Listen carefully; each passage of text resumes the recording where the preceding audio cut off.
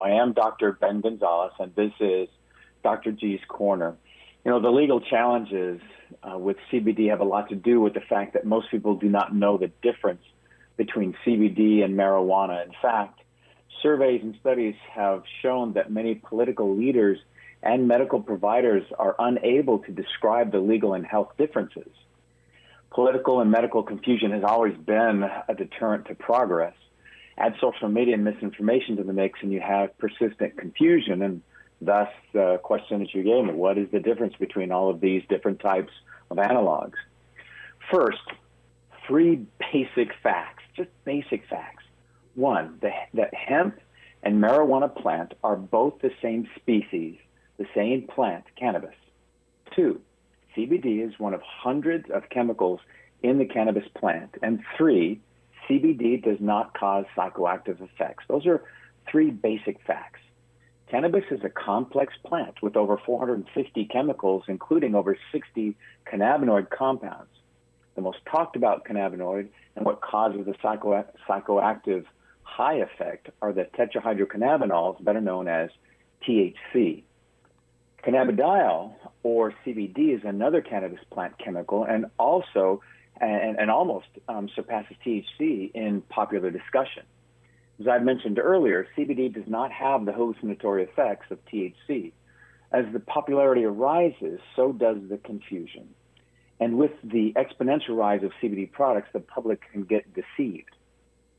There are five major natural analogs or types of THC in the cannabis plant: THCA, THCV, THCP, Delta-8 THC, and Delta-9 THC, and I'm sure there's more that have yet to be discovered. Delta-9, of course, is the most famous because of its psychoactive and intoxicating properties. Delta-8 is not as well known despite over 5 decades of knowledge of its existence. Delta-8 THC has a powerful anti-nausea effect, still has some of the hallucinatory effects, but less of the psychoactive side effects of Delta-9 THC.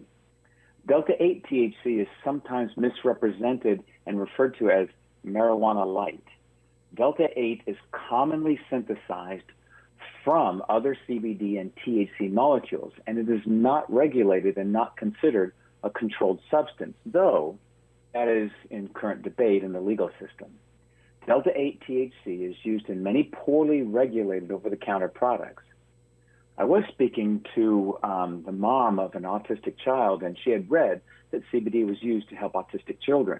She purchased a CBD product from a local medical marijuana dispensary on the recommendation of the dispensary attendant.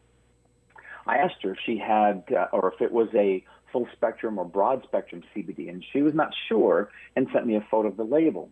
The label had the words CBD gummies with no Delta-9 THC in large print, and in the barely readable smaller fine print, it had, down below, had CBD Delta-8 THC. I researched the manufacturing source, and the gummies were pure Delta-8 THC with very few CBD molecules. So it was sold as a CBD product, and it was being given to an autistic child, and with Delta-8 THC. And this was the third mom I spoke to, and a third parent I spoke to and talked to over the last month about this type of issue. Now, to be clear, in general, Delta-8 THC is not inherently dangerous. It is an analog of Delta-9 THC and does have intoxicant properties. However, poorly regulated products and legal confusion contributes to the mistaken identity for the consumers, like parents who are trying to find solutions to their children's issues. Of course, you guys, you know this, there's a lot more to the chemical science, medical, and legal aspect of CBD, THC, Delta-9, and Delta-8 compounds, and other analog products. For more information about the medical use of CBD oil and how to distinguish the use of CBD, Delta-8, Delta-9 THC to improve your health, you can contact me directly on Instagram at BenGonzalez_MD. That's BenGonzalez_MD. You can also call the clinic to set up a telephone consultation with me at 301-622-2722 and say you heard me on this show.